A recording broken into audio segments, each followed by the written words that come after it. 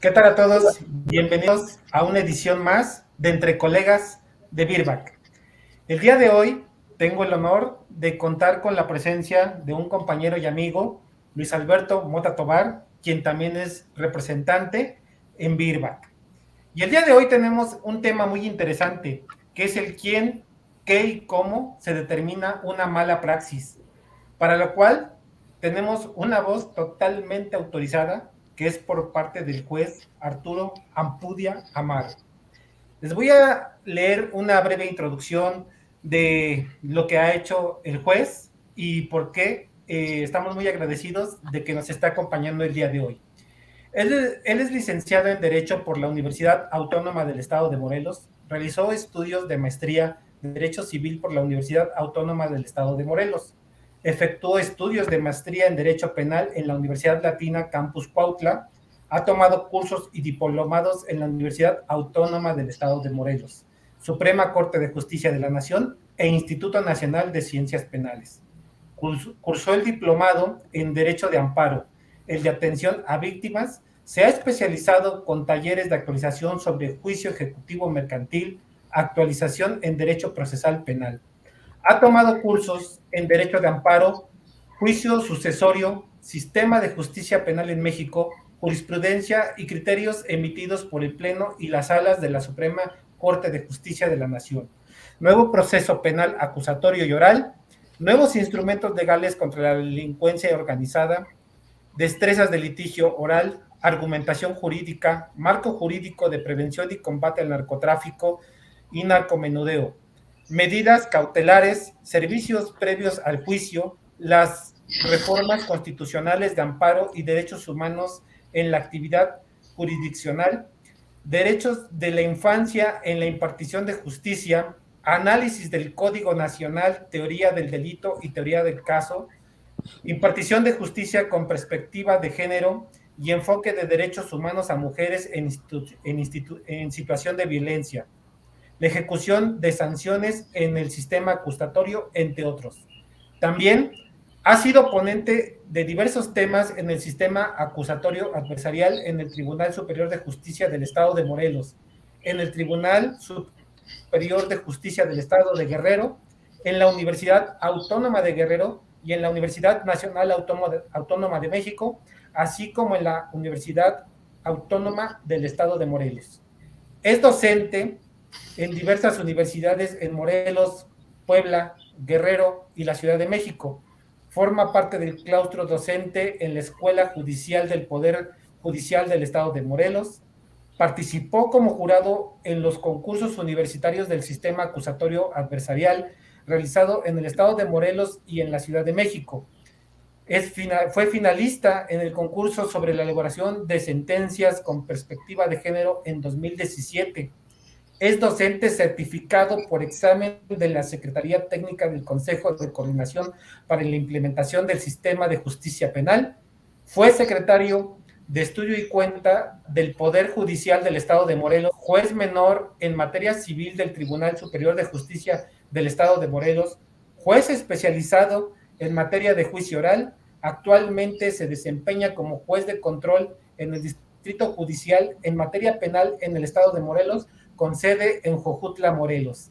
Entonces, creo que con esto, colegas, estamos realmente con una voz muy autorizada para podernos asesorar o guiar y que podamos entender este tema. Bienvenidos, Luis, bienvenido, juez Arturo, ¿cómo están?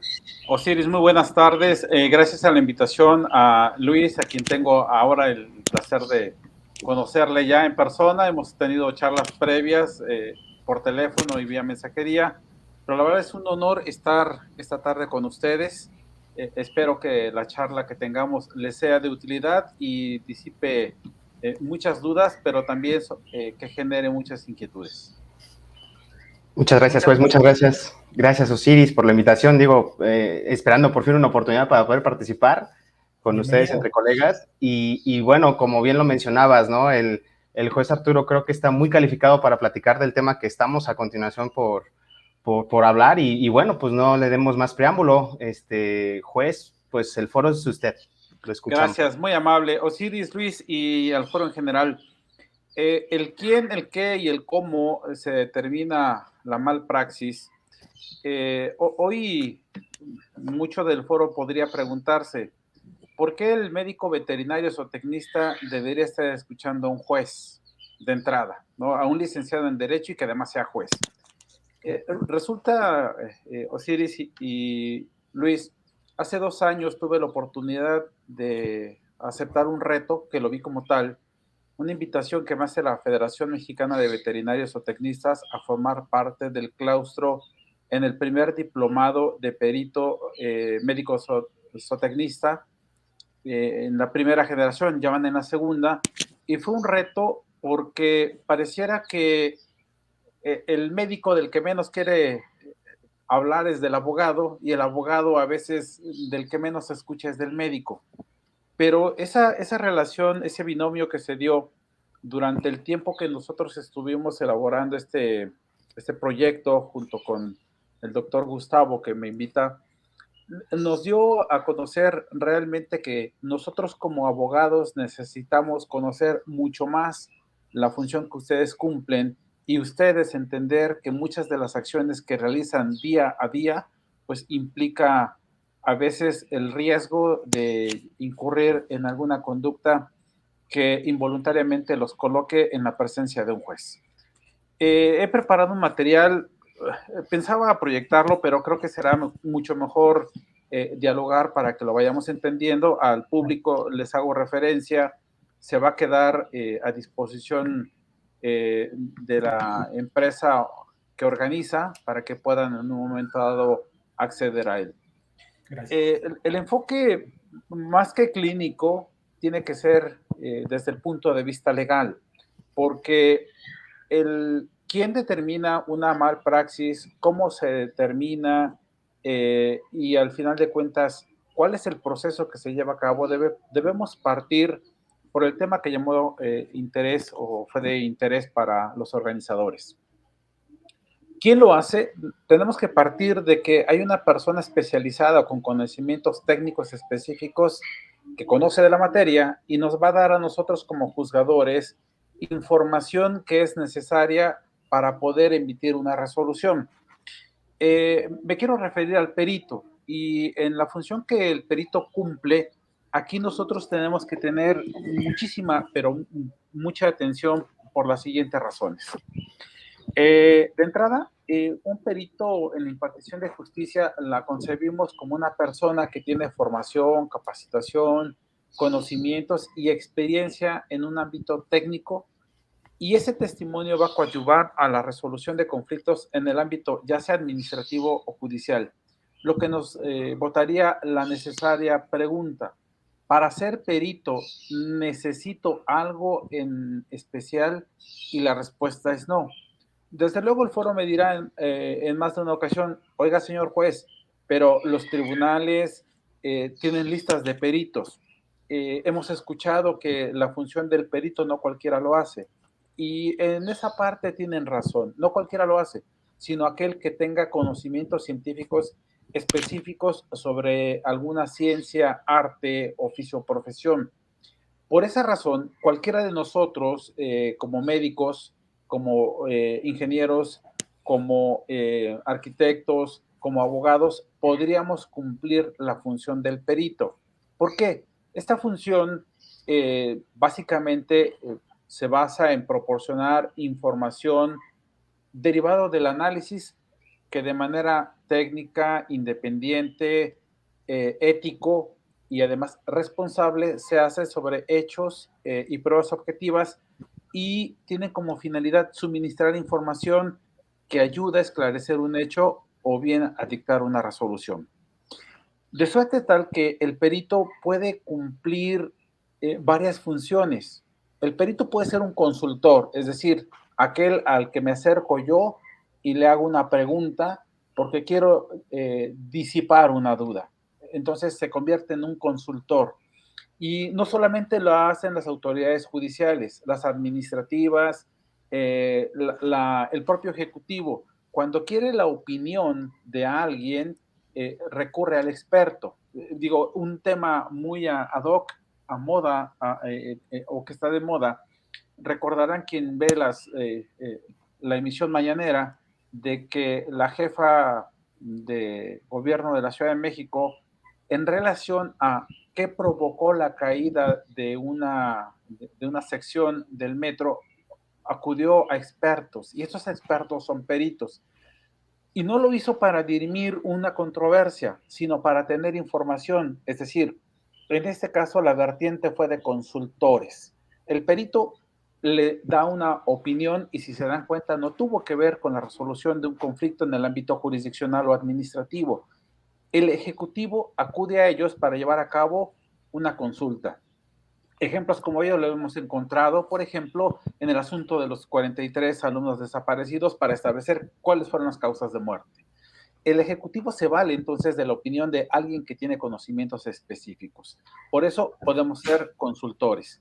¿Dónde podemos tener interacción? Pues en asuntos del orden civil, del orden penal e incluso de naturaleza administrativa. Ahora, ¿el veterinario puede fungir como perito consultor? Claro. En asuntos administrativos, desde luego. Vamos a hablar ahora de lo que está en marcha en el gremio de ustedes, que es la creación de la Comisión Nacional de Arbitraje Médico Veterinario. Hemos trabajado ya desde hace poco más de 2 años en darle forma a esta comisión, en donde, muy equiparable a la CONAMED, una parte o una ala de esta comisión va a ser formada por médicos que van a servir como consultores, solamente en donde se puede llevar a cabo el planteamiento de dudas para resolver algún tema en específico. Pero ya en las materias civil y penal, el perito tiene otra función. No solamente da una opinión, sino que proporciona información al juzgador para que, en comunión con otros medios de prueba, pueda determinar, y en el tema ya concreto, si hay una responsabilidad reprochable al médico en el tema específico de malpraxis. Entonces, la primera pregunta de quién tiene que ver la opinión del perito, aunque no es esta determinante, quiero decírselos. Sí me da información a mí como juzgador, sí la tomo en consideración, pero además yo la voy a ponderar, la voy a valorar con otra información que recibo a través de otros órganos de prueba. ¿Qué sí requiero para ser perito? No un nombramiento específico, pero sí lo que debo tener necesariamente es un título oficial en la materia sobre la cual yo voy a emitir una opinión.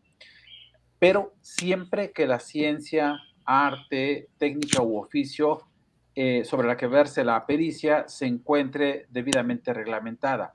Y esto va a ser bien importante porque hasta hace todavía unos 8 o 10 años, en el sistema de justicia, sobre todo en la Procuraduría y hoy Fiscalía, los peritos lo eran a través de la práctica. Es decir, podíamos encontrar personas que ingresaban a la Fiscalía siendo oficiales y después iban a algunas diligencias, iban a cursos, a diplomados, y de pronto se veían ya en la función de auxiliares del perito y llegaban a hacerlo, lo que nosotros llamábamos como los peritos prácticos.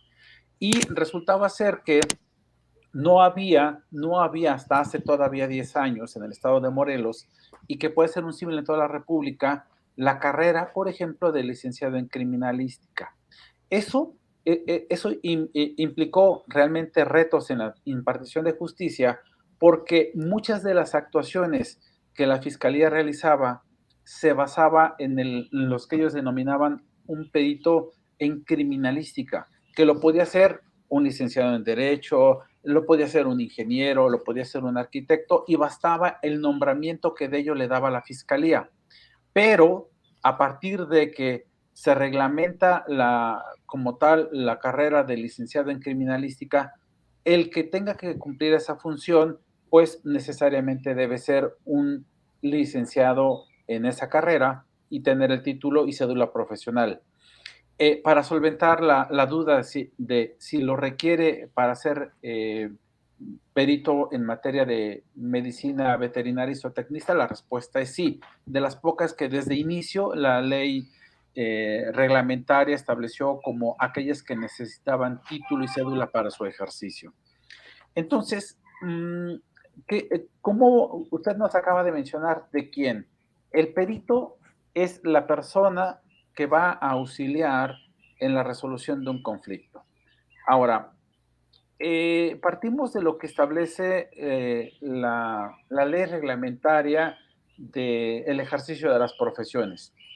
Si hay una inconformidad por parte del cliente respecto de un servicio que se realiza, este se va a resolver mediante el juicio de peritos. Aquí ya tenemos la primera mención de ello, ya sea en el terreno judicial, ya en el privado, o si es que así lo convienen las partes. Ahora, ¿qué de manera general analiza un perito para ir aterrizando al tema de malpraxis? Bueno, debe analizar si el profesionista procedió de manera correcta dentro de los principios científicos y técnica aplicable al caso y que sea generalmente aceptado dentro de la profesión de la que va a emitir una opinión. Debe analizar si el profesionista dispuso de instrumentos, materiales y recursos que exige la actividad que yo estoy realizando y cuyo resultado me está siendo reprochado. Además de ello, debo analizar si en el curso del trabajo se tomaron todas las medidas indicadas de acuerdo a su profesión para obtener un buen éxito en la tarea encomendada. Debe analizarse si se dedicó, por ejemplo, el tiempo necesario para desempeñar correctamente el servicio convenido y cualquier otra circunstancia peculiar que la carrera que ustedes desempeñen lo establezca. Ello de acuerdo a la ley reglamentaria del artículo 5 constitucional en el artículo 30. Ahora, lo importante, previo a establecer ya el cómo, ¿qué principios deben regir, la actuación de cualquier perito? Primero que nada, y esto va a ser un tema muy difícil de tratar o de entender, es la independencia e imparcialidad. ¿Qué quiere decir esto? Que quien asuma el rol de perito debe tener independencia, es decir, no estar sujeto a presión de nadie. Y esto nos lleva a la primera cuestionante. Si yo soy perito de alguien, el que me va a pagar, el resultado que emita debe necesariamente serle favorable. Éticamente la respuesta es no. Es decir, mi función cuando me contratan para emitir una opinión es ser objetivo, de suerte tal que aunque tú me pagaste, yo tengo que decirte cuál es el resultado de la encomienda que tú me has dado. Y esto ha costado mucho trabajo, sobre todo en el ámbito civil, porque como vamos a ver durante esta charla, en ocasiones, cuando hay un conflicto entre las partes, cada uno de ellos ofrece a su perito y desde luego que es lógico esperar que cada uno de los peritos ofrecidos por cada una de las partes hable a favor de quien lo ha ofertado. Y esto no necesariamente es lo más ético, porque creemos o tenemos la idea de que el que me paga es el que debe verse favorecido con mi opinión. Y eso rompe un poco también con la imparcialidad. Es decir, el perito, al momento de asumir esa función, debe ser imparcial. No debe favorecer ninguna de las partes, sino solamente dar información que esclarezca un hecho. Debe ser objetivo. Aquí no hay las opiniones subjetivas de lo que yo creo que podría ser, sino son cuestiones objetivas en las que baso yo mi opinión. Debe ser veraz, es decir, debo regir mi funcionamiento en atención a la verdad y desde luego mi trabajo debe ser responsable. Ahora, ¿esto qué va a implicar? Y a respuesta de las preguntas del qué, cómo se lleva a cabo la resolución de un conflicto, o por qué a mí debe interesarme escuchar a un juez hablarme de la mala praxis. Les dije que la charla no iba a ser clínica porque muchos de ustedes han escuchado hasta el cansancio que la mala praxis implica o tiene que ver con aquel reproche en atención a la falta de cumplimiento de las reglas que de acuerdo a nuestra función pues deben observarse y que ustedes habrán escuchado hasta el cansancio que descansa en la impericia, en la negligencia, o en la imprudencia, que son básicamente los ejes que rigen a la malpraxis. Si no me va a hablar de eso, señor juez, entonces, ¿por qué me habría de interesar escucharle esta tarde? Por una razón, y espero que lo puedas atender. En la transición de la pregunta de quién, bueno, la opinión la da el perito, pero el que resuelve es el juez. Es decir, yo soy el que va a establecer si Osiris, si Luis, si Tere, si Rocío, si Miguel o si Juan han incurrido en una responsabilidad que pueda ser reprochable. Pero aquí lo importante y que pocos conocen es que ese camino puede tener dos puertas de acceso, el derecho civil o el derecho penal. Y es bien diferente la manera en como yo, juzgador, escucho la opinión de un perito en materia civil como la escucho en materia penal.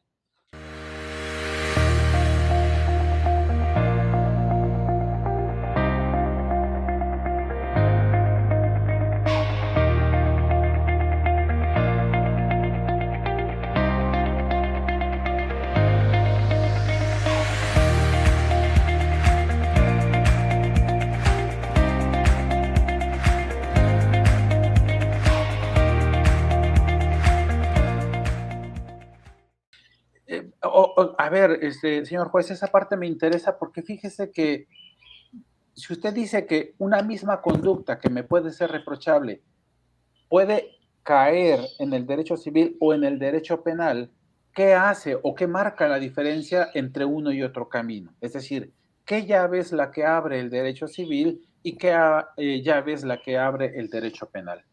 Bueno, vamos a partir entonces de que la malpraxis descansaba, decía yo, en la impericia, en la imprudencia, en la negligencia, que es la que va a generar un daño. Y esto tiene que ver mucho con conducta, producción de daño. Es decir, que la conducta reprochada al profesionista, cualquiera que sea el ámbito del que estamos hablando, medicina, ingeniería, contabilidad, arquitectura, cualquiera que ésta sea, debe afirmarse que una persona ha realizado una conducta y que esta conducta ha transgredido las reglas de la buena praxis. Pero no solamente eso, sino que ha producido un daño. De suerte tal que si no se produce el daño, entonces puedo tener errores, puedo tener equivocaciones, pero no voy a verme involucrado más allá en lo que digan, híjole, el doctor se equivocó, ¿no? ¿Qué quemón? ¿Qué hizo? Pero no pasó más que eso. ¿En qué momento yo, médico, básicamente médico, me debo empezar a preocupar de verle a usted, señor juez, en la silla del juzgador civil y cuándo la voy a ver en la silla del juzgador penal?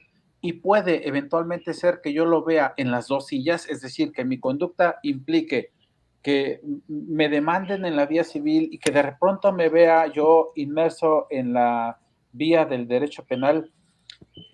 Va a ser un tanto cuanto complicado que así sea, pero no lo descarten.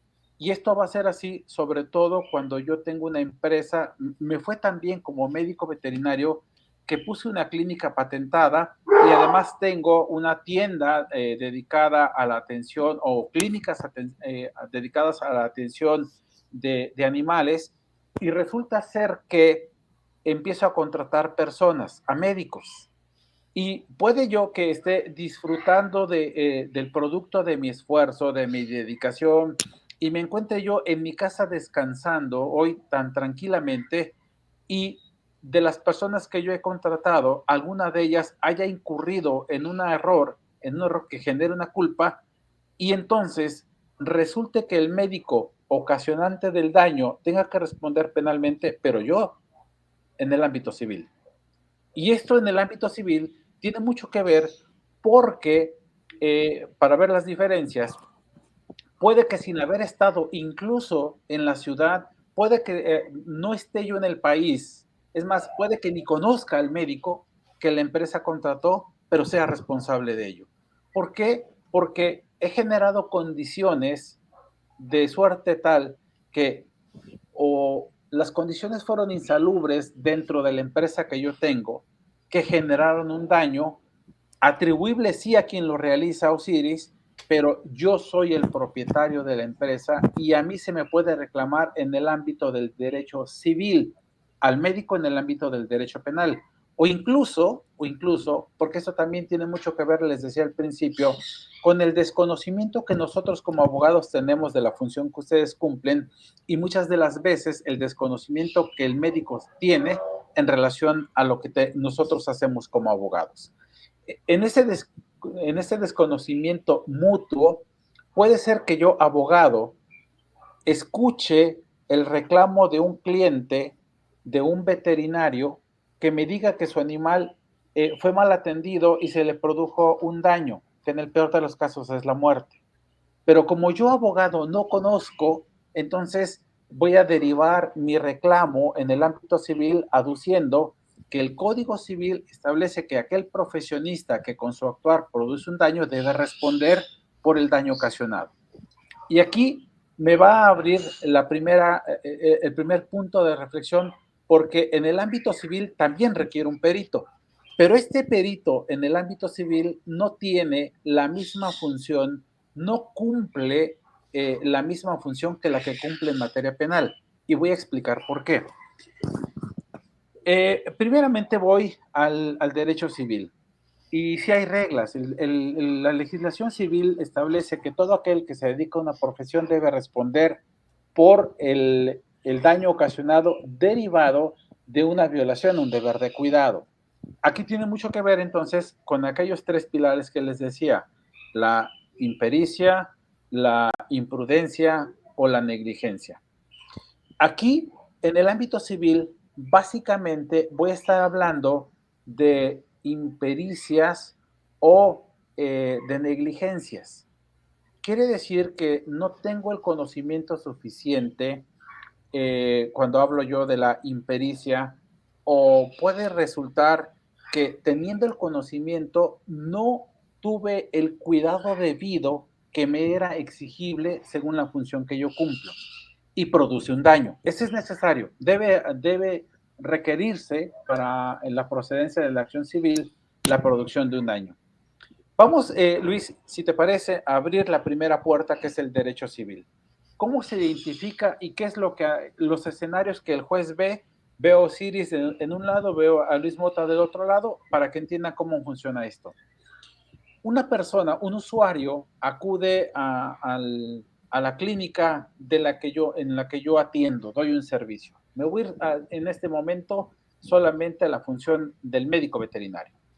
Y resulta ser que considero que el médico le ha producido un daño a mi animal o un sufrimiento innecesario por un mal diagnóstico. Y eso lo sé porque mi animal no mejora y acudo, Luis, a donde otro veterinario y me dice: a ver, déjeme ver, ¿qué le hicieron a su animal? No, señor, eso es arcaico, eso ya no lo hacen, ni en la boticaria lo hacen, pues. El médico, que es más, ni es veterinario. Entonces yo acudo a donde un abogado y él me dice: vamos a ver, ya tengo la opinión del segundo veterinario, que dice que el primero inaplicó, que no tuvo el debido cuidado en la atención de tu animal. Y entonces va a hacer una petición ante el juez de lo civil. Aquí les habla Arturo. El juez de lo civil recibe la petición.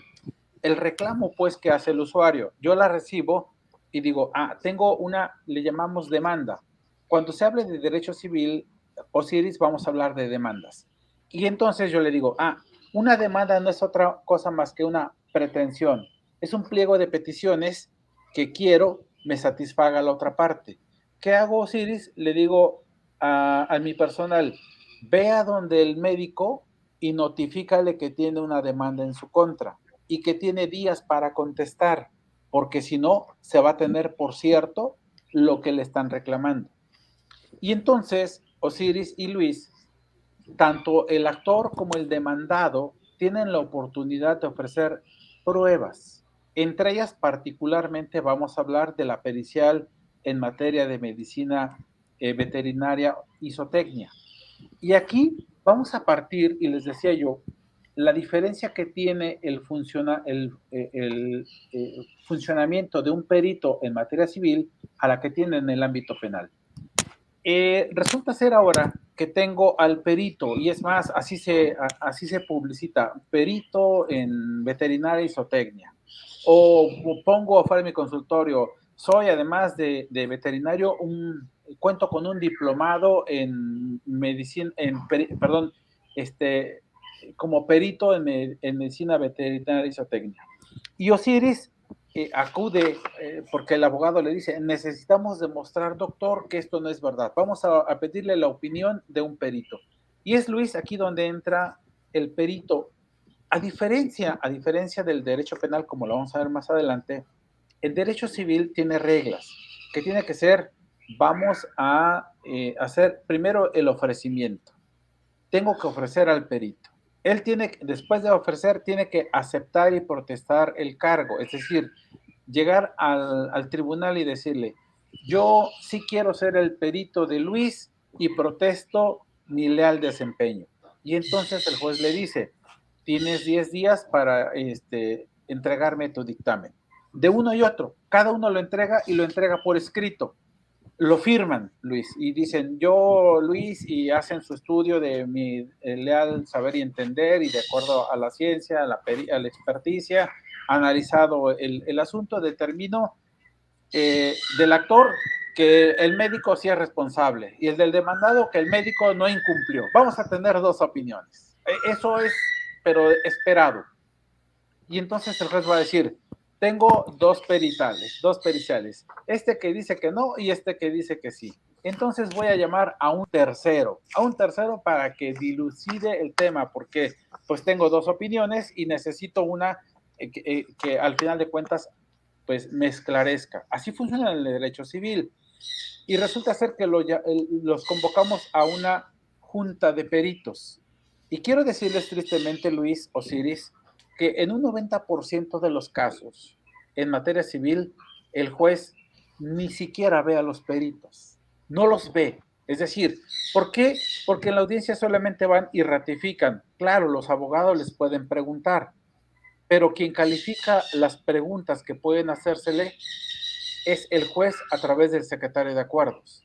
Si alguno de ustedes ha ido a un juzgado civil a fungir como perito, se va a dar cuenta de que llega, hay el abogado del demandante, el abogado del demandado, el secretario de acuerdos, ustedes ratifican su dictamen, les preguntan, entra el secretario de la oficina del juez, sale con su pliego, dice sí, les preguntan y al final de cuentas el juez emite una resolución. Muchas de las ocasiones el juez ni siquiera los ve, no los conoce, y él toma en consideración su resolución en función de la información que le dan. Claro, dice, tengo el perito del demandante que dice que sí hay responsabilidad, tengo el del demandado que dice que no lo es, y el del tercero que dice que sí. Entonces voy a condenar porque sí. O dice el tercero que no, entonces voy a absolver porque no. Basado en esta opinión, solamente. Y esto realmente implica desde el ámbito del derecho penal algo que no van a ver, y voy a explicar por qué. En el ámbito civil, entonces, señor juez, ¿debo entonces preocuparme? ¿Qué es lo que debo hacer si yo soy el demandado? Porque a mí me están reclamando, me están requiriendo, me están exigiendo. Porque puede ser que tu perito, y no necesariamente, fíjense bien, y no necesariamente porque le pagues, tu perito tiene la razón. Es decir, él ha analizado un expediente, ha analizado una información, llega a una conclusión. Pero voy a tomar aquí a lo que le voy a llamar un primer clip, porque voy a retomar esta información. ¿De dónde sacan la información los peritos en el ámbito civil? En el mejor de los casos, se basan en expedientes clínicos. Pero también durante este tiempo, doctor Osiris, doctor Luis, me he dado cuenta de que muchos de ustedes no forman expedientes clínicos. Y es ahí donde los pueden pegar y bonito. Porque o no lo guardo, no lo formo, o si lo guardo ya lo pierdo, porque fue solamente un cliente y de aquí a que lo vuelva a tener. Entonces, muchos de ustedes no guardan esa información para documentar que lo que ustedes hicieron fue lo correcto. De suerte tal que aquí viene algo que muy pocos en el ámbito del derecho civil han destacado, porque el perito que dice que sí afirma haber analizado el expediente clínico que hizo el segundo que emitió la opinión y dice haber tenido a la vista unos análisis o unos resultados, pero nunca hablan del animal, o muy pocas veces hablan del animal, o al haberlo referido, yo no tengo, Luis, la certeza de que ese animal que el perito dice haber analizado sea el mismo que yo traté. Vuelvo a hacer mucho énfasis en este clip de paréntesis, porque el perito dice, afirma haber analizado un animal que es el que el dueño dice que es el afectado, pero yo como juez no tengo la certeza de que el animal revisado, el animal analizado, sea exactamente el mismo que Luis tuvo en la clínica.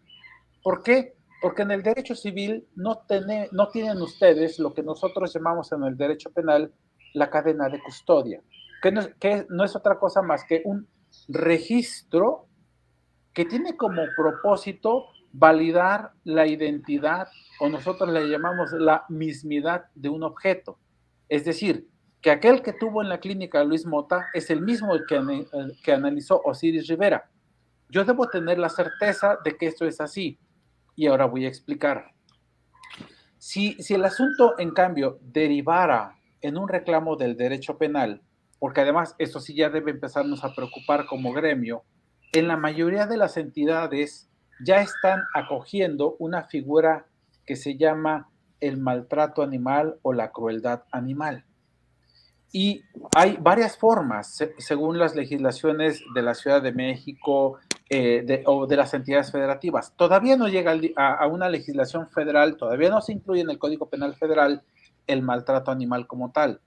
Es de acuerdo a cada una de las legislaciones que va regulando el maltrato y la crueldad animal.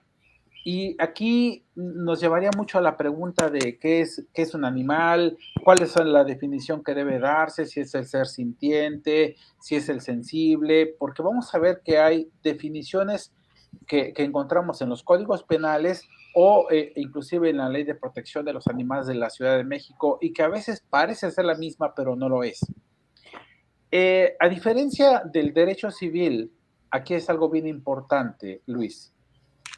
Porque nosotros en el derecho penal vamos a tener, les decía, un punto de partida al que le llamamos el registro de cadena de custodia, que no es más que un sistema de registro de los indicios. Porque, Luis, teléfonos de la marca Samsung A20 tenemos millardos en el país, millardos. Osiris, ¿y cómo voy a establecer que este teléfono que tengo en mi mano es el mismo que yo afirmo que el robatero se llevó? Hay formas para establecer la identidad del teléfono. Es decir, este teléfono, aunque hay miles, tiene un número de serie. Así los vehículos. Es decir, nosotros podemos ir a la agencia y podemos encontrar el típico Nissan Tsuru GS en color rojo y vamos a encontrar miles de ellos en la República. ¿Cómo voy a diferenciar uno de otro? A través de los números de identificación. ¿Cómo sé, Luis, que ese vehículo que yo dejé estacionado afuera de mi clínica, afuera de mi domicilio, afuera del lugar a donde yo fui y que después de salir ya no lo encontré y que denuncio el robo, cómo voy a tener la certeza de que ese vehículo que yo afirmo que es mío le fue encontrado a una persona a la que yo denuncio como el robatero? Para eso nosotros tenemos que atender a números de identificación cuando este objeto lo tiene, cuando lo permite, teléfonos celulares, vehículos. Pero hay cosas que no. Por ejemplo, armas de fuego o casquillos. Los casquillos, cuando hay un hecho delictivo, Luis, por ejemplo, en un evento delictivo en donde se hiere una persona, donde se priva de la vida de una persona, para poder establecer la correspondencia de que esos casquillos que fueron encontrados en el lugar fueron detonados con la misma arma de fuego con la que fue encontrada la persona a la que le estoy atribuyendo, cuando llega el perito, debe estar preservado el lugar. Y el perito es el que debe llevar a cabo el aseguramiento de los indicios y los guarda en una bolsa y dice, este casquillo que encontré en este lugar es el mismo que guardé en este sobre. Y entonces aquí él forma lo que nosotros le llamamos el registro de cadena de custodia. Quiere decir que ese objeto que el perito introdujo en este sobre es el mismo que recogió en ese lugar en donde ocurrieron los hechos.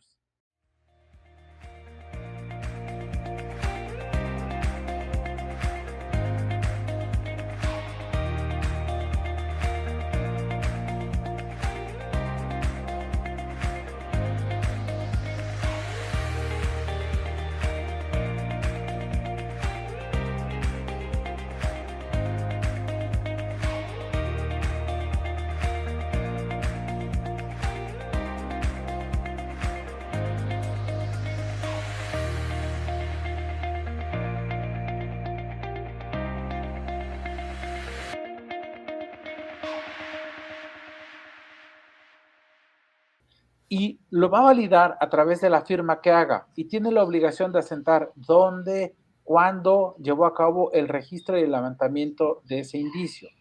De suerte tal que ese indicio lo va a analizar a lo mejor en un laboratorio y entonces dirá, abro yo este sobre y voy a extraer este objeto. Y entonces el perito ya no puede introducir cualquier otro. Es decir, este que estoy aquí es el que voy a analizar. Y una vez que termina el análisis, lo vuelve a guardar en este sobre y dice, ahora se lo voy a pasar al perito en materia de balística, en materia de química, en materia de fotografía o el que sea. Y cada uno de ellos, Luis, que lo vaya recibiendo, va haciendo un registro de la cadena de custodia. ¿Por qué resulta importante esto, Osiris, Luis, Patricia, Juan, Armando, Laura, Patricia o Margarita? ¿Por qué resulta importante esto? Porque el día de mañana, cuando yo vaya a hacer un estudio o la afirmación de algo, esto es lo que me va a dar certeza de que el objeto que encontraste y analizaste es el mismo que fue asegurado en el lugar del hecho, lo que nos sucede con los animales. Porque muchos de los médicos que están siendo denunciados lo son porque el usuario del servicio fue a una clínica, tuvo un servicio y después se lo lleva a otro médico y a veces muere el animal. ¿Qué hacen ustedes? Si bien les va, le dicen, vamos, mira, aquí se lo entrego, aquí hay un servicio de funeraria, lo vamos a incinerar y se perdió el animal. Ya no hay animal. Y si no hay animal, entonces ya no tengo evidencia. Eso es algo de lo que ustedes deben tener mucho cuidado, mucho. ¿Por qué? Porque Doberman hay muchísimos en el país. Porque Pitbull hay muchísimos en el país. Y entonces, Osiris, yo como tengo la certeza de que ese animal que Luis analizó es el mismo que Osiris fue el que aplicó tal o cual medicamento. No lo hacen. Y esta circunstancia, a diferencia del derecho civil, implica que al momento de llevar a cabo la investigación de un hecho, el agente del Ministerio Público lo que realiza es toma declaraciones, sí, pero en la parte más sensible, en la parte más débil de esta investigación, es que cuando interactúa el perito, lo único que hace es recopilar a veces información, ni siquiera analiza al animal, va a los archivos. Y esa parte es el punto débil en este sistema para muchos de los peritos y sobre todo en esta materia. ¿Por qué? Porque resulta ser que aunque el perito diga, analicé un expediente, vi que el médico Osiris hizo esta valoración, encontró estos hallazgos y puedo determinar que hay una afectación, pero no tengo al animal, no valora al animal. Y alguien válidamente me podría decir, a ver, abogado, pero ¿no sucede lo mismo con la responsabilidad médica que le reprochan al médico de los humanos? Es decir, porque ellos también los denuncian por malpraxis. ¿Qué hace la diferencia entre el perito que revisa el expediente clínico de un enfermo a aquel que revisa el expediente clínico de un animal?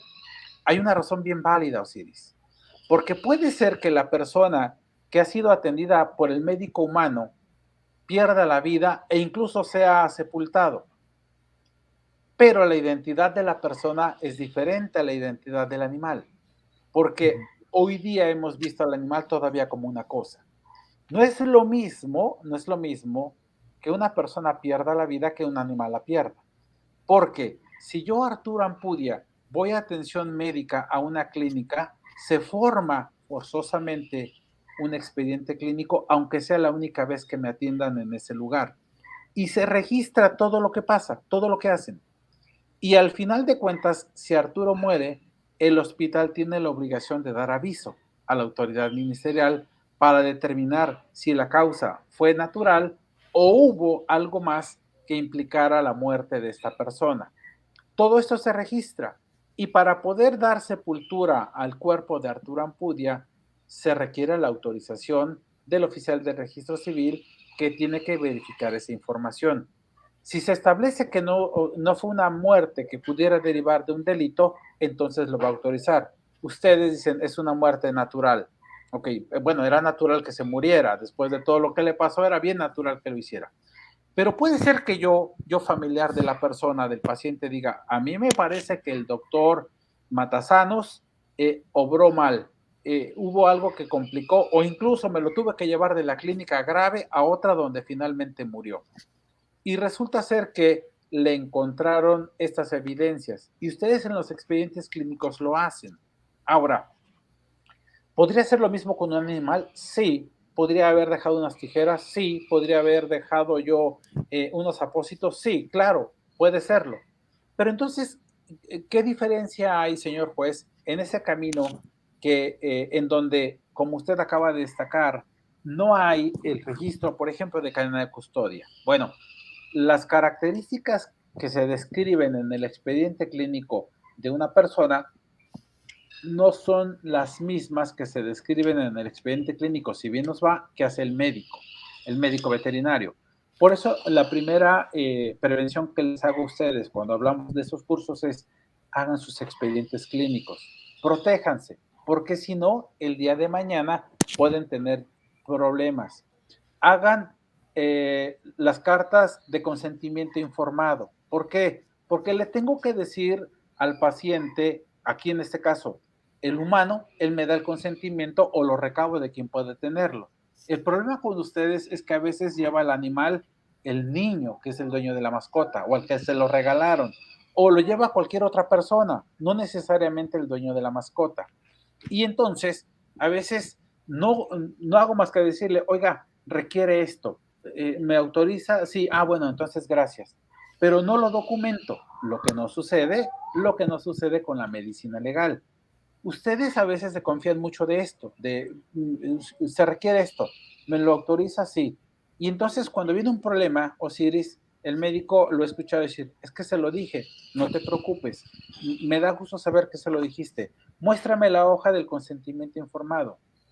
Bueno, no la tengo, pero sí se lo dije, y sí te creo, Luis, pero no lo documentaste, y ese es un problema. Ese va a ser un problema que vas a enfrentar.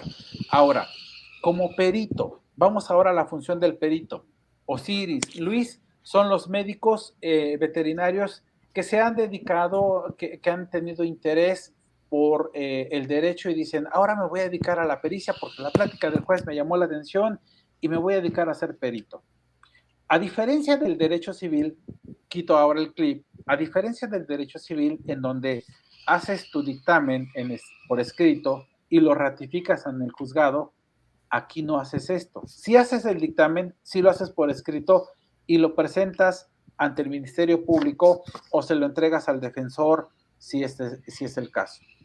Pero no se llega al juez. Yo nunca lo tengo y ahora les hablo como juez penal. Yo nunca veo estas actuaciones. Yo no veo tu dictamen. Caray, y entonces, ¿en qué momento, a respuesta de la pregunta de Osiris, entonces, cómo se determina la responsabilidad médico-legal? Porque estoy hablando con el que va a resolverlo, usted es el juez. ¿Cómo llega a esa decisión? ¿En base a qué? Bueno, hay etapas y en el proceso penal vamos a tener una que nosotros denominamos etapas preliminares. Quiere decir que hay un hecho que es investigado y que puede eventualmente ser constitutivo de un delito y que sea probable que la persona señalada como responsable lo haya cometido. ¿Qué necesito acá? Información preliminar. Tengo la denuncia, tengo la información del médico veterinario, tengo el expediente clínico, tengo la información o la opinión del perito. Pero cuando digo tengo, no quiero decir literalmente que sobre mi escritorio tenga esos documentos. No los tengo. Entonces, ¿cómo se llega a usted a esa información, señor juez? Porque cuando el Ministerio Público me pide vincule yo a proceso a una persona, me dice qué es lo que tiene. Él es el que me lo dice. Entonces, él me dice, tengo esto y tengo esto. Ok, y yo le creo. Y le creo porque frente de él tengo al defensor. Por eso a este sistema le llamamos contradictorio, porque puede decirme el defensor, señor juez, no es cierto, le está mintiendo, porque él dijo que tenía 5 tarjetitas, pero realmente yo tengo 4, no tengo 5. A mí nada más me entregó 4, entonces no tengo la quinta tarjetita. Esta información, Luis, yo la analizo en base a la información que me están dando en este momento las partes. Pero realmente, señor juez, eso no me parece muy atractivo. Es decir, hábleme de cuándo el médico va a enfrentar la responsabilidad y eso lo vemos en el juicio. Y aquí, a diferencia del proceso civil, aquí nosotros mandamos traer a todos los testigos y peritos. Yo le digo, a ver, hoy vamos a sentarnos en esa sala de audiencias y voy a escuchar la información de viva voz de quien la realiza o la generó. Pero no es que Osiris venga y me diga, a ver, señor juez, le voy a platicar qué es lo que hice. No, sino que el Ministerio Público le hace las preguntas. Y muchas de las veces, Luis, la mala preparación de nosotros o el desconocimiento de nosotros como abogados no hace que las preguntas sean las correctas para obtener la información. Explico esta parte, Osiris, porque lo que ustedes como médicos en la clínica saben, yo como abogado lo desconozco. Yo no sé qué significa término médico. Yo no sé, a mí me puede decir un médico, lo que pasa es que tiene unas hematomas y unos eritemas. Bueno, y pongo cara de asentimiento, sí, pero yo no sé lo que sea un eritema o lo que sea un edema. Yo no lo sé. Pero si tú me dices, es un moretón, señor juez, es un raspón, es un golpe, lo entiendo. Pero si el que te está preguntando no sabe extraerte esa información, yo puedo tener información incompleta. Fíjate bien, Luis, la importancia que tiene, porque tú pudiste haber hecho un dictamen excelso, pudiste haber determinado que hay una responsabilidad de la persona que está enfrente, no solamente médica, de mala praxis, no solamente de maltrato animal, no, es más, puede ser que esa especie sea una de las protegidas y tu opinión me sirva, pero si quien te está interrogando no sabe sacarte esa información, yo no tengo tu dictamen, yo no lo leo, yo solamente te escucho cuando llegas a juicio y puedo decir, realmente no me dio mucha información. Y entonces sucede para ambos, porque puede ser que yo sea el acusado, el médico legista, puede ser que yo sea el médico veterinario acusado, pero mi defensor no sepa qué interrogar a mi perito o al perito que ofreció la fiscalía, porque no necesito tener 2 o 3 peritos. Aquí el número de peritos no es el determinante, sino yo atiendo a cuestiones de razonabilidad. Es decir, a la información que me están dando, Luis. Eso es a lo que yo voy a entrelazar la información.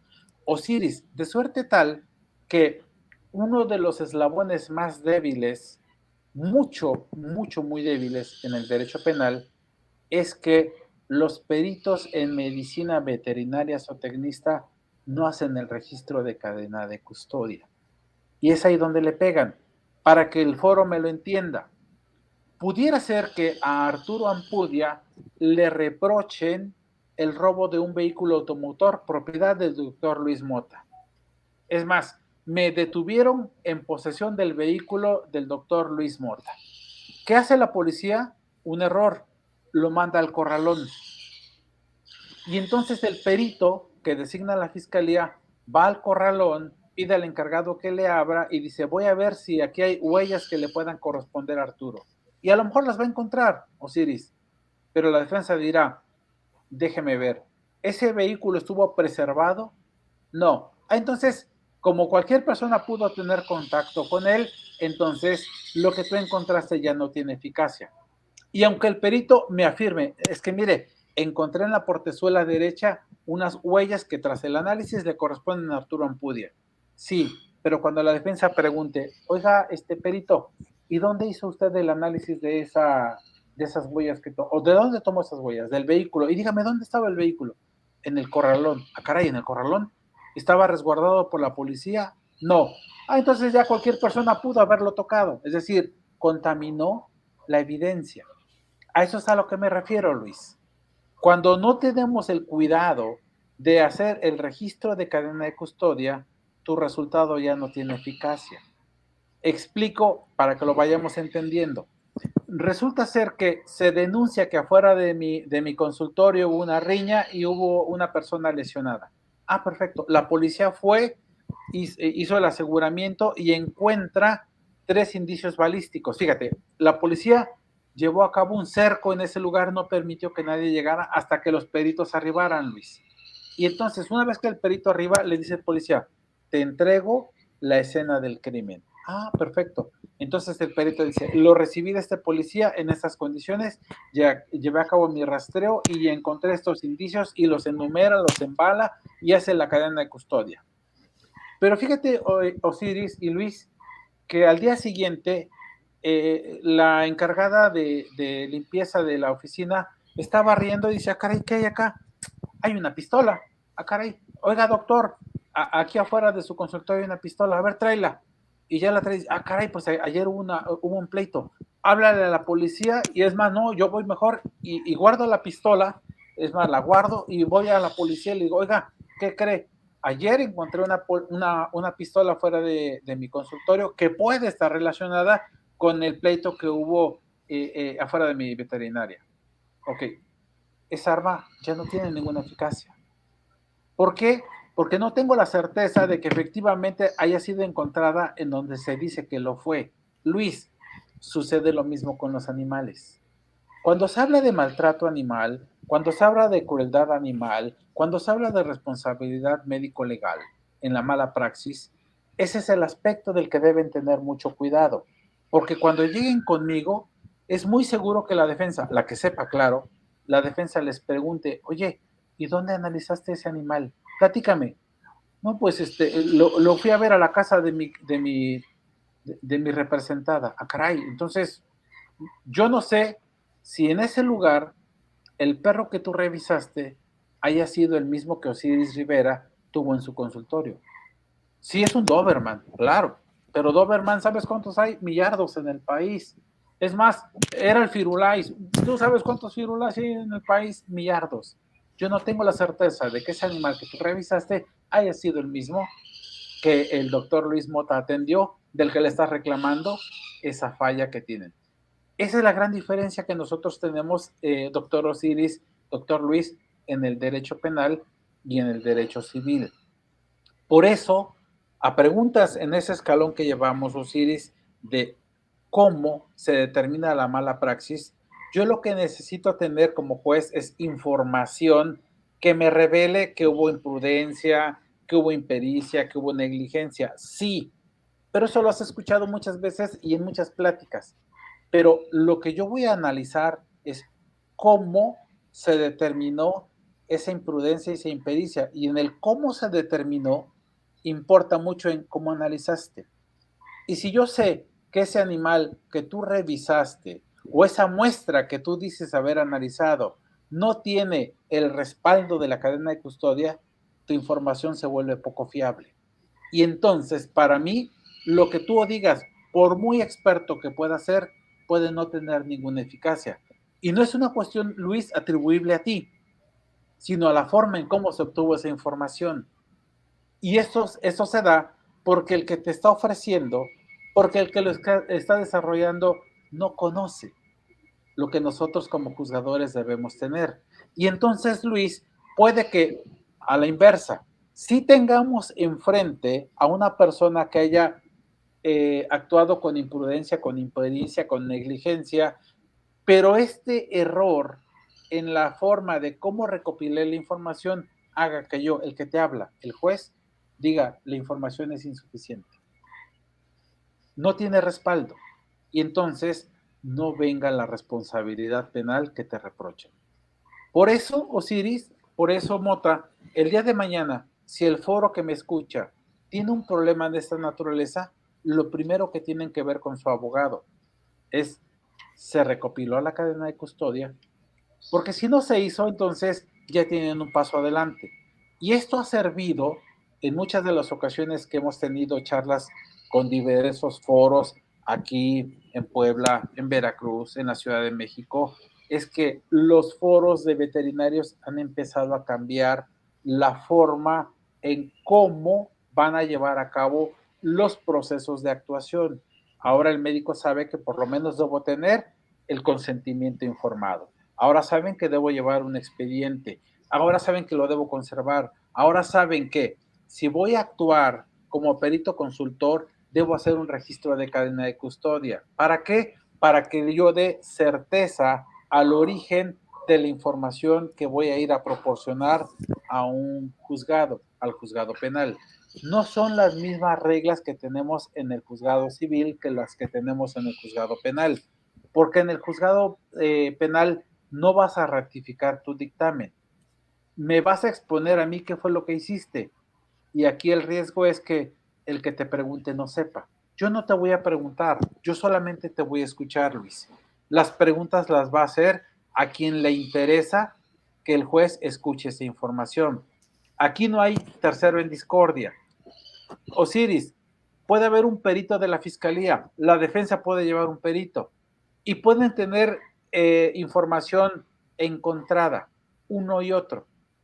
Pero a veces, Luis, una pregunta tan sencilla como, discúlpeme, perito, no escuché porque estaba distraído, pero dígame cuál es su número de cédula profesional. No la tengo, no la sé. Ah, entonces, no más preguntas.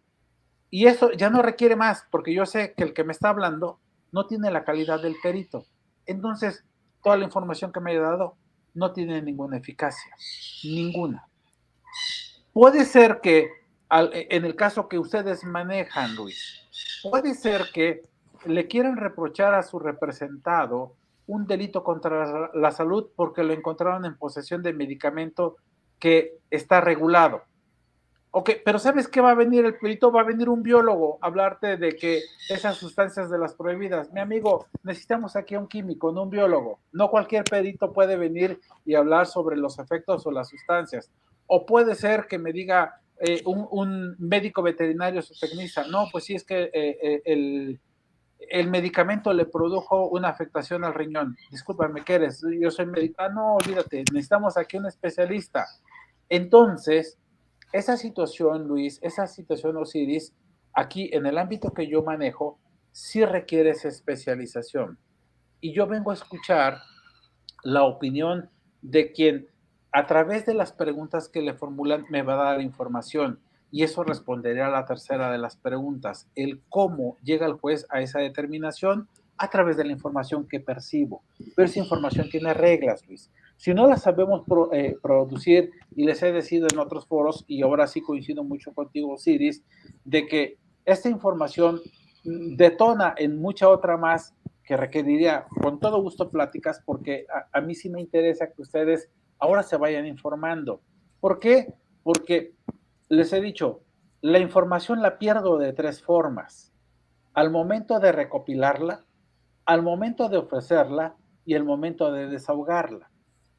Luis, hoy hablamos de cómo pierdo la información al momento de recopilarla. No tuve cuidado con el aseguramiento de la evidencia al no respaldarla a través del registro de cadena de custodia, ya perdí la información. Aunque la tenga, ya la perdí porque no fue en la forma que las reglas dentro del proceso penal exigen. Entonces, aunque la tenga, ya la perdí al momento de recopilarla. Puede ser que ahora ya le tenga que decir al juez, vamos a ofrecer al perito Osiris Rivera para que me hable de esto. Pero usted, doctor, sí conoce, sí sabe de su ciencia, pero yo tuve la humildad de acercarme y de decirle, oiga, ¿qué necesito ofrecer? ¿Qué necesito ofertar para que el juez le escuche? Y solamente digo, voy a ofrecer el perito del perito Osiris para que nos hable del dictamen en materia de medicina veterinaria y zootecnia relativo a la clasificación del animal y la valoración o la evaluación del mismo. Pero nunca me estableció de los mecanismos que era necesario establecer para saber si había o no responsabilidad médica, porque no lo ofrecí como tal. Entonces ya perdí la información al momento de ofrecer. Y puede ser que Luis sea el médico veterinario especialista, por ejemplo, en cuestiones hepáticas, y sea el único en México, sea una lumbrera, pues, escribe libros, pero yo, Arturo Ampudia, sea un abogado que no tuve la humildad de acercarme al doctor Luis y preguntarle cuáles serían las preguntas detonantes para darme la información.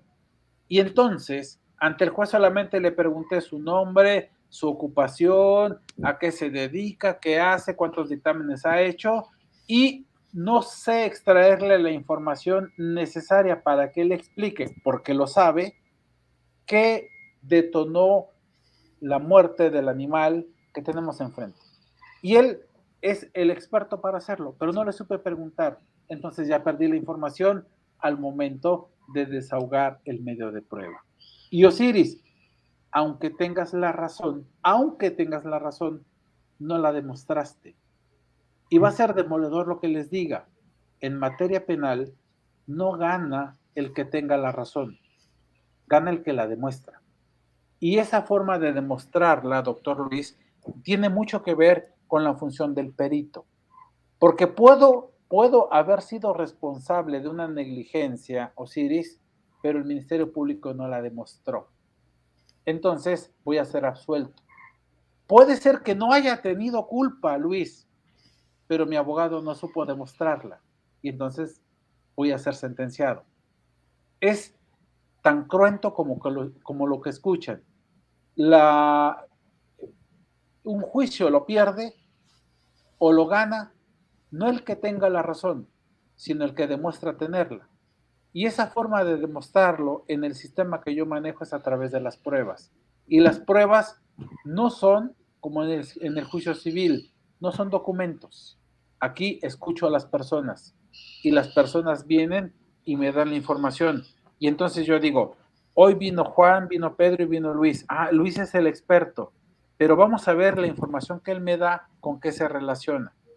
Y entonces puede que la pregunta detonante, Luis, sea esa. Resulta ser que Luis revisó al animal, perdón, en el hospital universitario. Ahí fue donde llevó a cabo el levantamiento del cadáver del perro. Pero, ¿hizo registro de cadena de custodia? No. Entonces yo no sé cuántos perros se murieron ese día en el hospital de la universidad. Entre ellos puede haber sido el que el doctor analizó. Y ya no tengo la certeza de que ese animal haya sido el mismo que atendió el médico denunciado. Entonces, aunque haya habido negligencia, Luis, ese error en la forma de recolección de la información implicó la absolución de una persona. O puede ser que no haya tenido la culpa, pero una inadecuada defensa implique que no hice las preguntas detonantes o no saqué la información que era necesario obtener de mi perito para poderlo realizar. Aquí en Morelos tuvimos el tercer juicio, por ejemplo, de maltrato y crueldad animal, Pero cuando analizamos con la Federación de Médicos Veterinarios y en el primer diplomado, porque les llevé el juicio, les dije, si yo hubiese sido el abogado defensor, habría destruido ese dictamen y habría sido una sentencia absolutoria.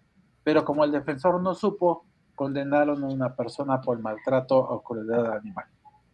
Fue el tercero que se dio a nivel nacional, ya llevamos ahora 7, pero fue el tercero que se da a nivel nacional, y les dije, si el defensor hubiese hecho valer esto, la persona habría sido absuelta, pero fue condenada. Y lo mismo puede llegar a suceder, Osiris, en responsabilidad médica. ¿Qué me recomienda entonces, señor juez? Lo primero que tienes que hacer es tener una asesoría legal adecuada.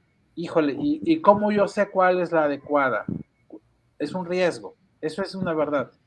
Pero si a las primeras de cambio en materia penal tu abogado no te habla del registro de cadena de custodia, entonces puede ser que empieces a desconfiar del que te está asesorando, porque no sabe. Y eso lo estás escuchando del juez que va a resolver, del que resuelve, pues, del que emite la sentencia, del juez penal, Arturo Ampudia. Porque esos son los aspectos que nosotros verificamos cuando se llega a la instancia judicial. No es la misma óptica en el ámbito civil que en el ámbito penal.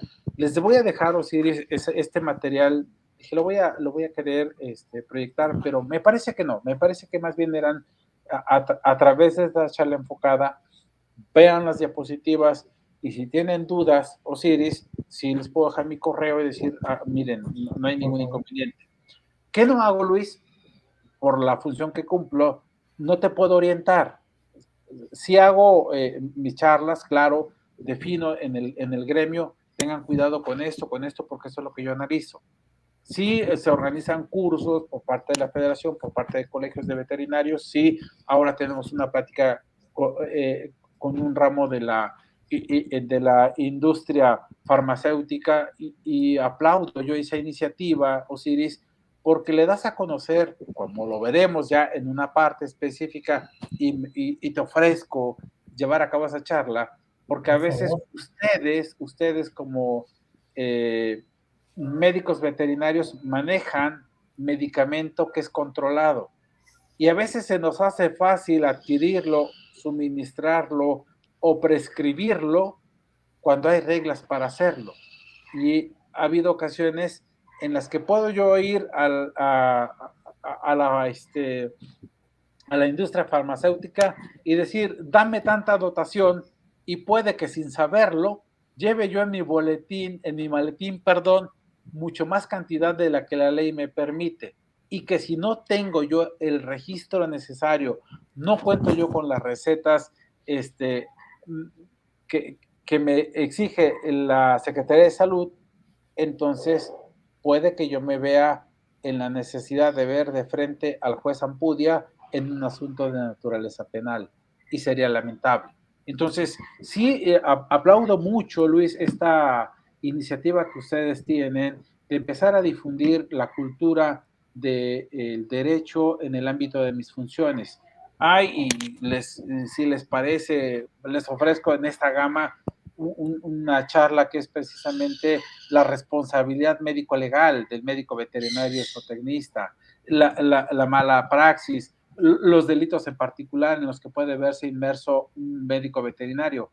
Hoy enfocaba mucho a quién determina el perito. Claro, a mí me da información que no es determinante, no porque el perito me lo diga, pues sí, tiene mucha razón. No, yo tomo en consideración otra información, sí me es útil, pero no esclarece del todo o no es determinante la opinión del perito, porque yo la conjugo con otros medios de convicción y puedo establecer si hay o no responsabilidad en el médico cuando tienen enfrente una denuncia por malpraxis o una demanda por malpraxis.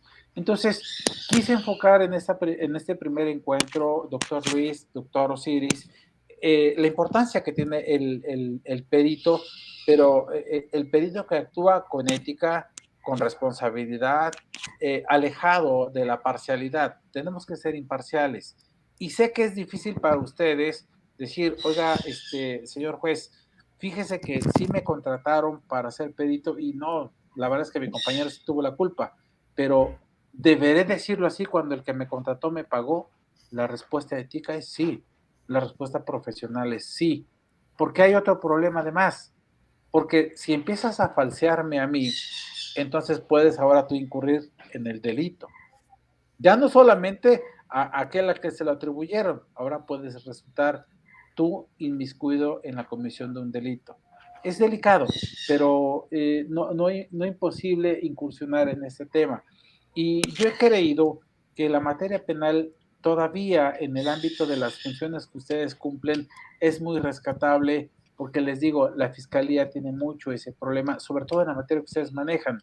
No han no se han acostumbrado, no han hecho de su praxis, de la nuestra, el recopilar la cadena de custodia para poderle dar certeza a que aquel animal que tú analizaste, aquel espécimen que tú verificaste, sea el mismo que el denunciado atendió en su clínica.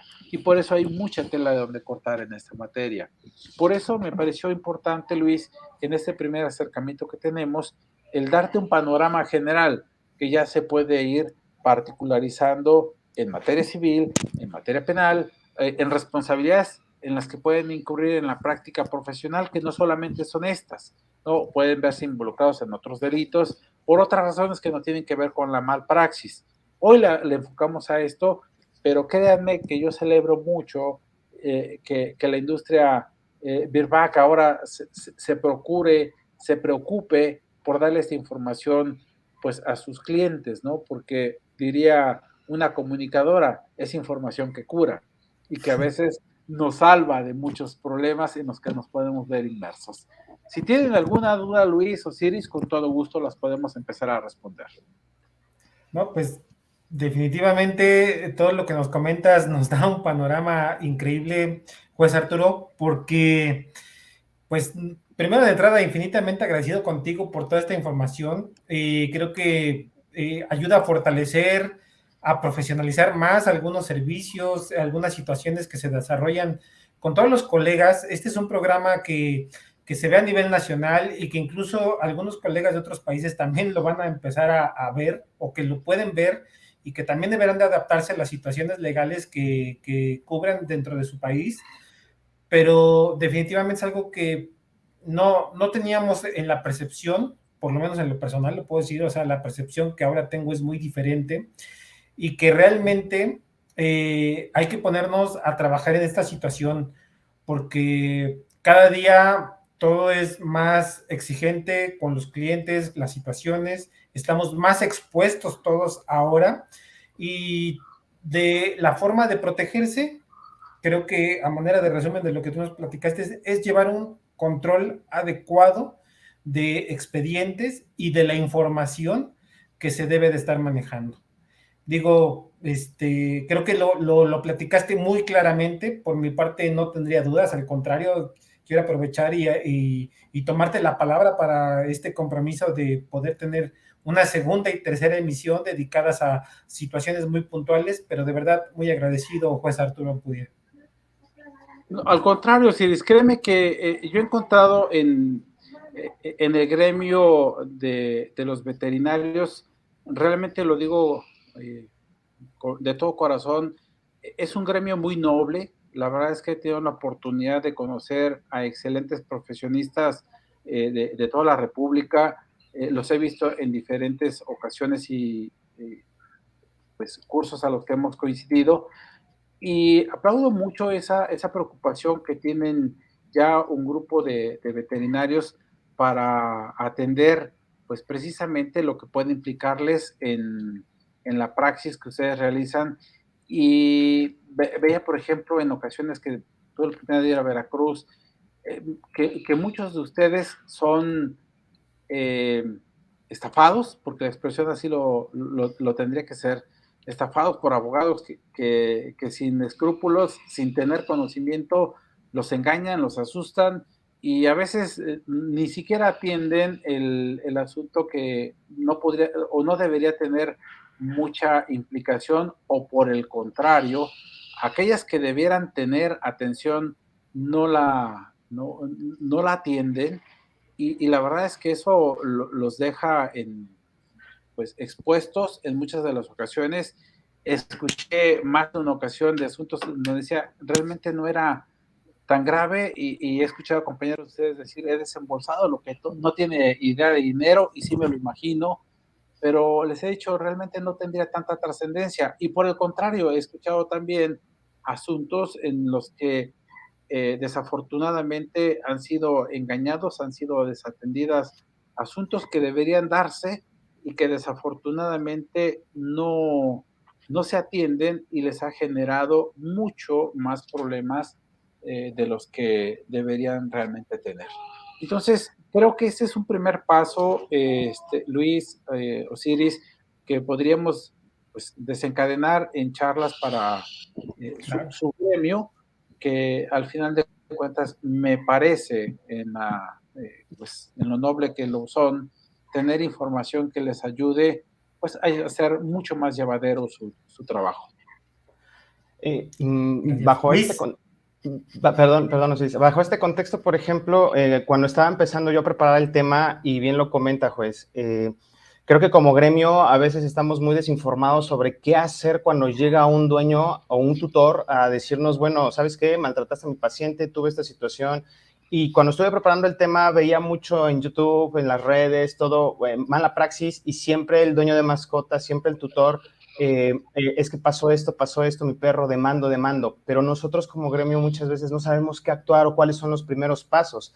Hacíamos una cadena de preguntas que creo que fueron contestadas en el transcurso de la charla, o sea, básicamente, como dice Osiris, nos dejaste con todas las preguntas resueltas, y básicamente la principal era esto, ¿no? Cómo nosotros como médicos, cuando estamos ante una situación, lo primero que hacemos, no sabemos, la desinformación, y es donde empiezan las charlatanerías. Lo mencionas, claro, muy, un juez puede pasar, o desde el mismo tutor, que muchas veces también ya son personas que se dedican a estafar a la gente, ¿no? Tengo muchos casos de empresas, médicos veterinarios, tú bien lo mencionabas, que tienen su empresa, ya tienen un hospital instaurado en donde, bueno, la responsabilidad pasa ya civil, cuando decías del dueño, y la responsabilidad penal a lo mejor, dependiendo a la evaluación sobre el médico tratante, pero muchas veces ha pasado en, bueno, ¿qué hacer en esos casos, no? ¿Cómo actuar? Y creo hoy nos das las herramientas para poder empezar a reflexionar y poder empezar a hacer esto, ¿no? Los expedientes, toda esta información que necesitamos tener, el resguardo de la cadena de custodia, ¿no? Que mencionabas, muy importante esta parte, porque son cosas que nos ayudan a protegernos también a nosotros, ¿no? Sobre esta parte de la charlatanería.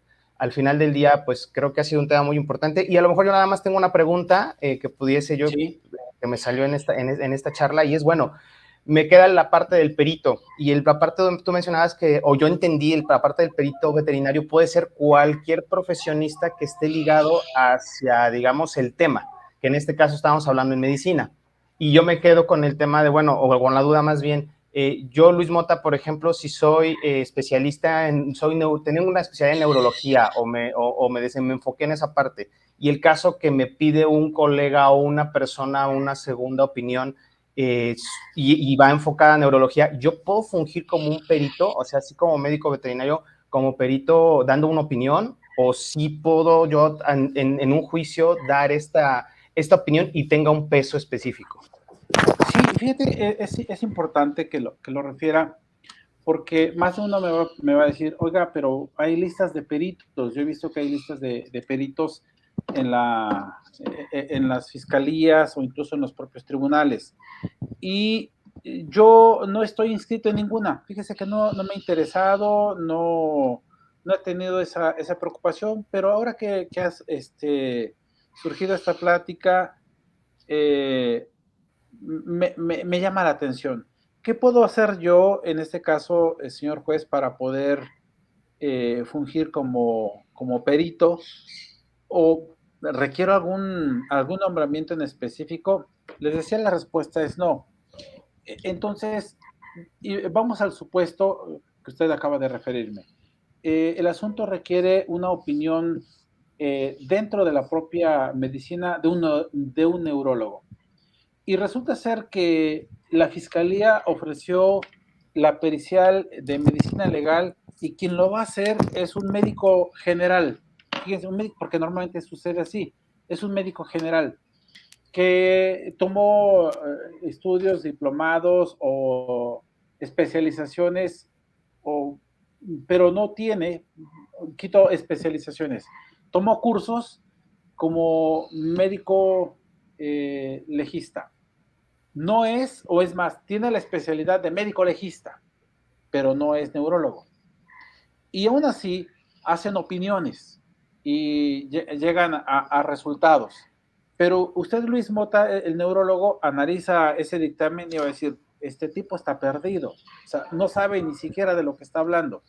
Y yo soy el interesado y he contactado a Luis Mota y le digo, oiga Luis, yo requiero que usted analice esta información y me diga si realmente he incurrido en una responsabilidad, porque mire, aquí tengo la opinión del médico legista, del de la fiscalía. Usted me dice, sí, déjeme verlo, déjeme analizar. Y a las primeras de cambio, usted, Luis Mota, dice, este tipo es un farsante, ¿no? O sea, ni siquiera sabe de lo que está hablando. Y me dice, con todo gusto, yo acepto llevar a cabo la representación de su asunto.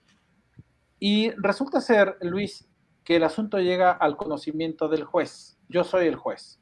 Y llegamos a juicio. Y la fiscalía pasa a su testigo estrella, que es el médico legista. Y dice, yo soy médico cirujano, es más, tengo la especialidad como médico legista. Y resulta que al analizar el expediente clínico o al haber analizado a la persona de manera directa, he llegado a tales conclusiones de que el denunciado, el imputado o el acusado es responsable o porque fue omiso en estas circunstancias. Ok. Y entonces la defensa puede decir, ok, me dijo que es médico, ¿verdad? Sí. Médico cirujano, sí. La cédula de médico cirujano es tal, sí. Oiga, ¿y la del médico especialista?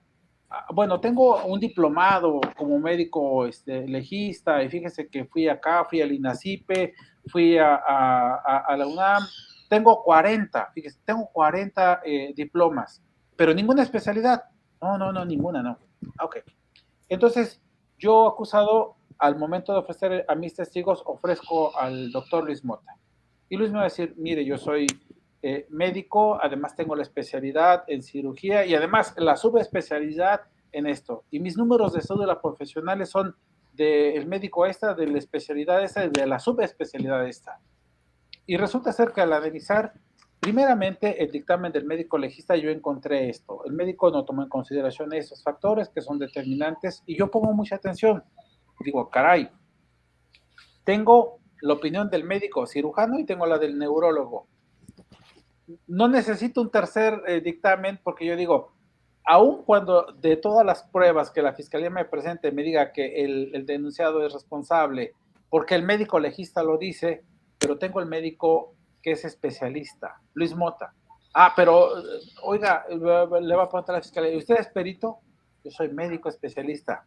No es más, no requiere, ¿tiene algún documento que lo acredite como perito? Soy médico cirujano.